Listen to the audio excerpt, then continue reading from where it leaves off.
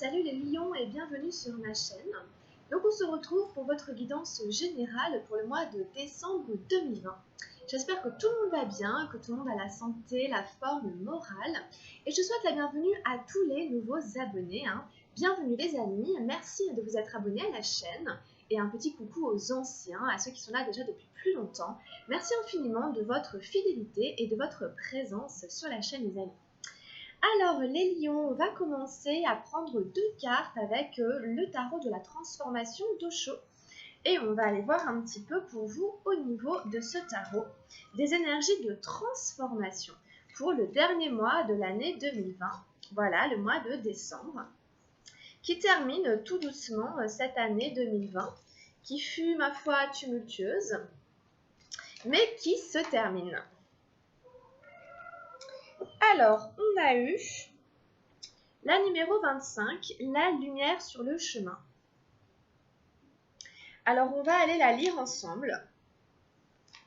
La lumière sur le chemin, c'est l'idée en fait que même si je ne sais pas exactement où je vais, des fois je peux avoir l'impression d'avoir perdu ma route, que les choses ne sont pas claires, je ne vois pas clairement le chemin. Il suffit d'un éclair de quelques secondes, c'est ce que représente la carte, pour que je me rende compte que je suis sur la bonne route et que je ne suis pas perdue dans la forêt autour. C'est ça que ça dit, le philosophe, le mystique et l'orage.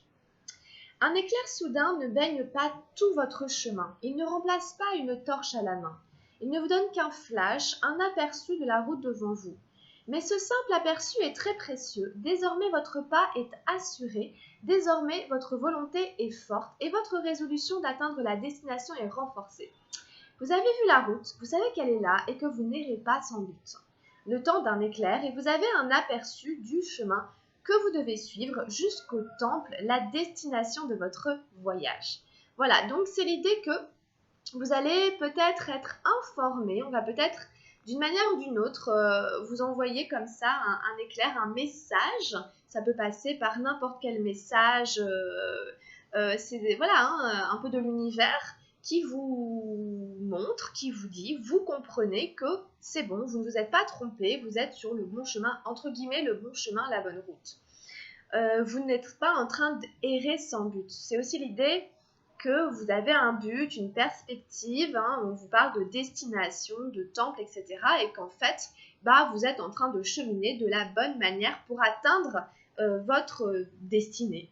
Voilà. Alors, je vous mets sur la carte et puis on va en prendre une deuxième. Hop. On va demander un deuxième message pour les lions avec le tarot de la transformation et les énergies de transformation pour les lions. Donc, restez attentifs, etc.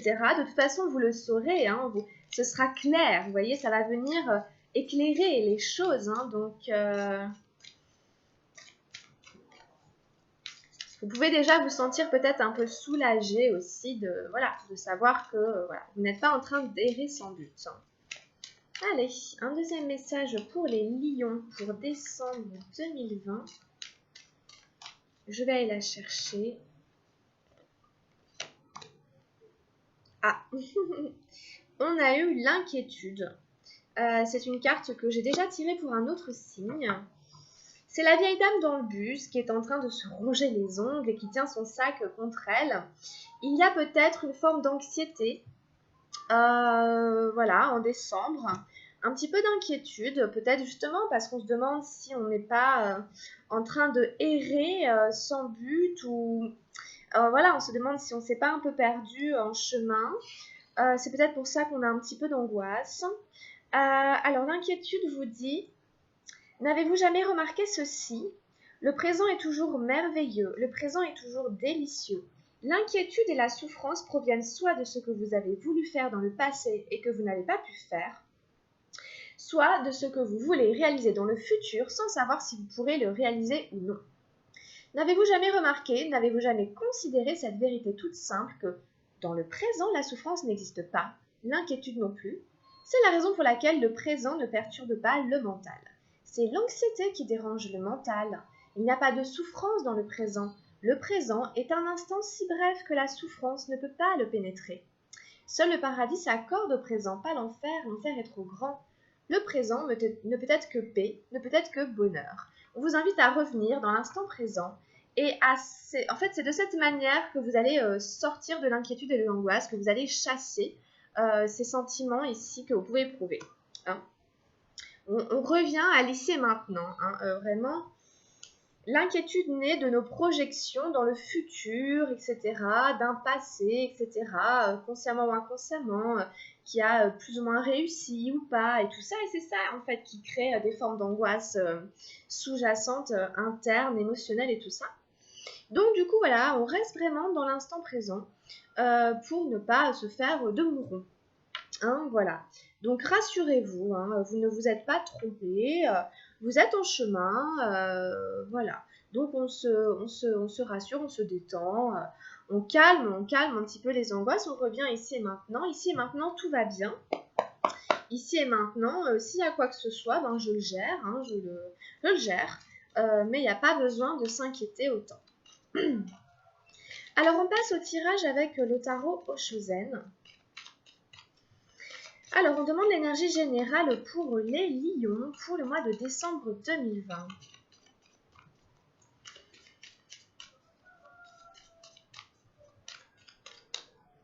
Alors, quelle est l'énergie générale pour décembre 2020 pour les lions?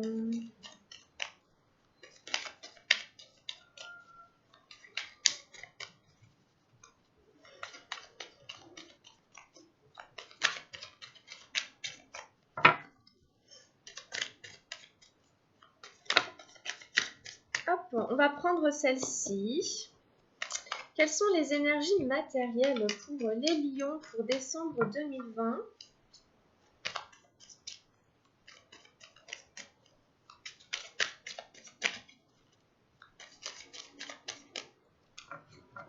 Alors, quelles sont les énergies matérielles? Ben, on va prendre celle-là.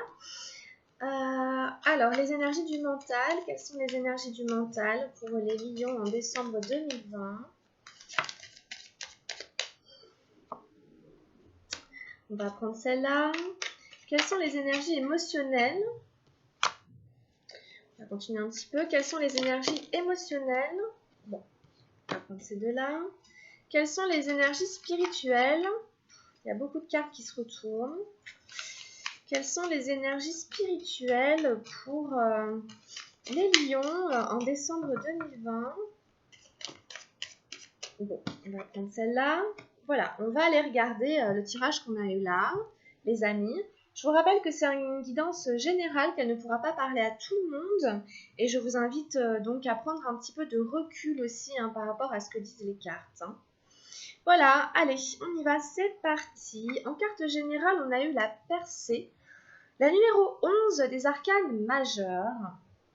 Alors, pour certains lions, ça va être l'idée de sortir d'une période un petit peu difficile, un petit peu sombre, voilà, où, encore une fois, on n'y voyait pas forcément très clair, et puis on était peut-être aussi habité par des pensées négatives, par des ruminations mentales, par de l'anxiété, et l'idée c'est de faire la percée, c'est-à-dire c'est de sortir de cet état-là, pour aller vers plus de joie, vers plus de gaieté, retrouver de l'optimisme, retrouver de la positivité, aller en gros vers plus de lumière hein, et pas rester dans quelque chose de sombre.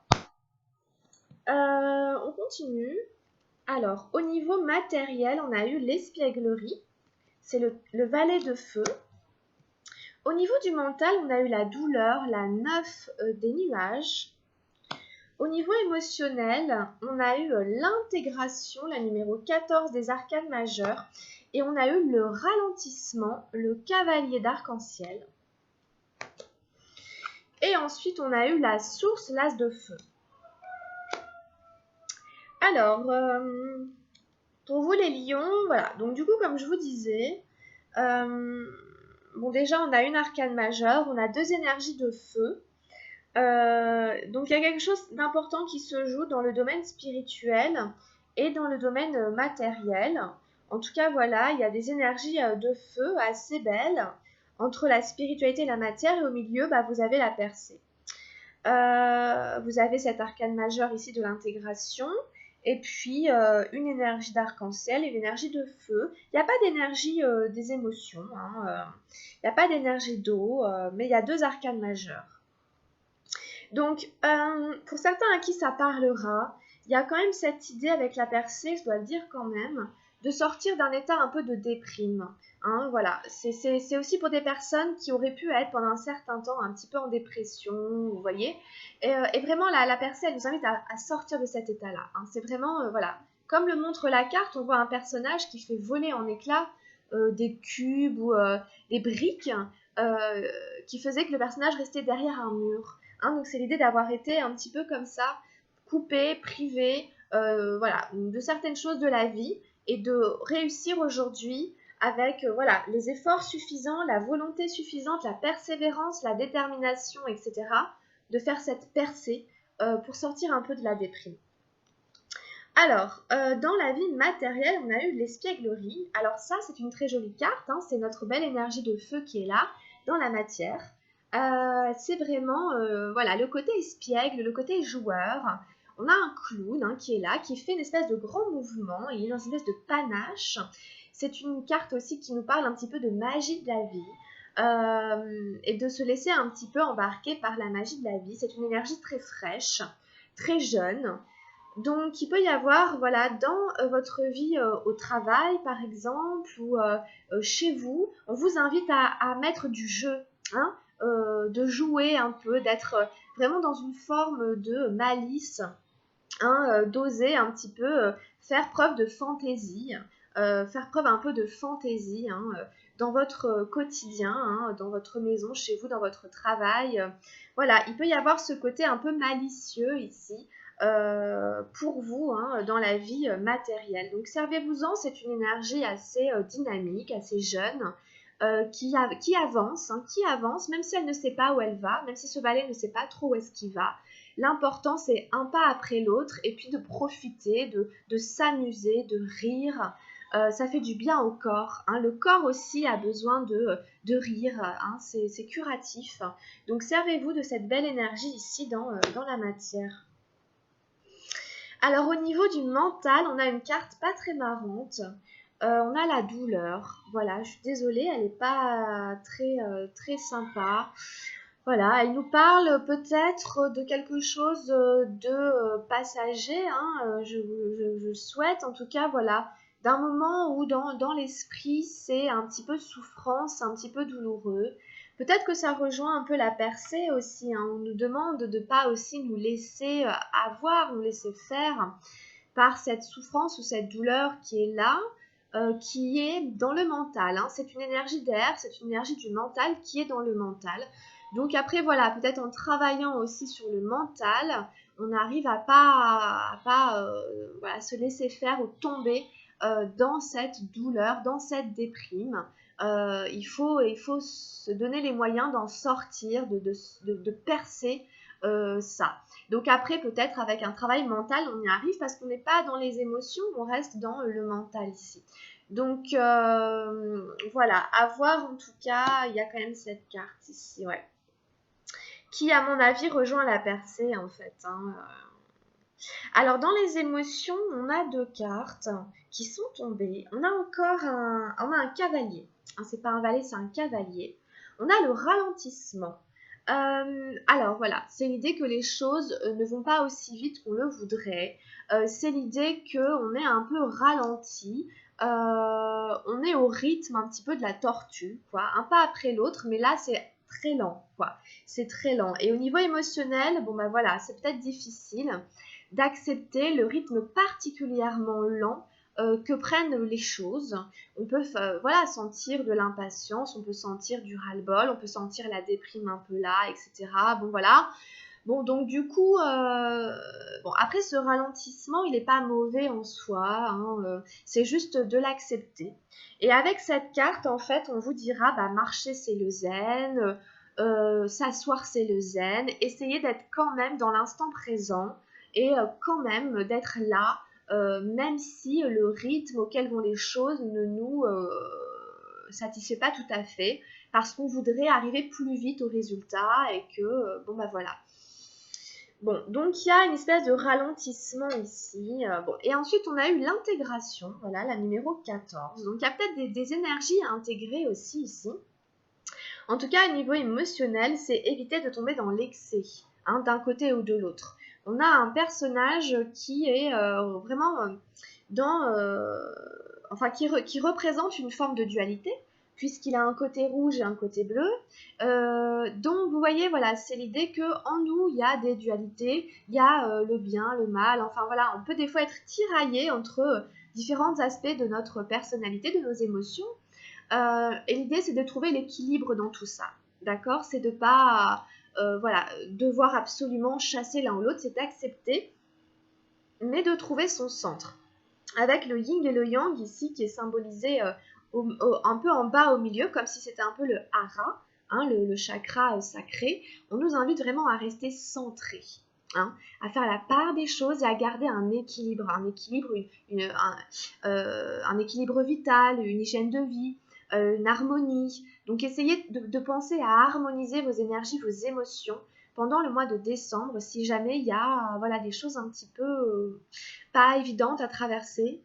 Avec cette carte, vous êtes capable de tempérer les choses et de garder un équilibre, une harmonie, un centrage.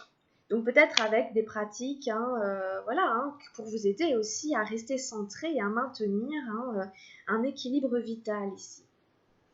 Donc c'est plutôt bien hein, d'avoir cette carte ici, c'est une force, c'est une belle force ici que vous avez les lions en décembre. Et on a encore une très belle énergie ici, on a un as de feu dans la vie spirituelle. Donc j'adore avoir la source hein, dans la vie spirituelle parce que la source c'est vraiment le cœur de toute chose. On peut vraiment le voir comme la création de tout, l'origine des choses. Ce à quoi on peut se relier pour trouver du sens à sa vie et puis aussi l'énergie, hein, l'énergie nécessaire aussi, l'énergie vitale, la source de l'énergie vitale. Donc, à mon avis, à certains lions, vous pouvez vraiment aller puiser dans votre spiritualité des forces voilà, pour retrouver du peps. Hein. C'est aussi peut-être quelque chose qui démarre hein, au niveau de votre chemin de vie spirituel. Il peut y avoir un nouveau départ, c'est un as, donc il peut y avoir un nouveau départ dans la spiritualité. Ça nous parle pour moi aussi d'amour. Donc voilà, c'est peut-être le fait de se sentir aimé par l'univers, voilà, ou des choses comme ça. Ça peut être aussi voilà, l'amour dans votre vie qui rejoint votre spiritualité, que vous ayez une relation ou pas, etc. En tout cas, voilà, il y a quelque chose quand même de très chaleureux, de l'ordre vraiment du cœur qui vibre. C'est vraiment les raisons de vivre, c'est vraiment ce qui nous maintient en vie. Donc ici, vous êtes bien au niveau spirituel, c'est excellent. Hein. Cette source de chaleur ici qui vous guide aussi, qui vous tire vers le haut.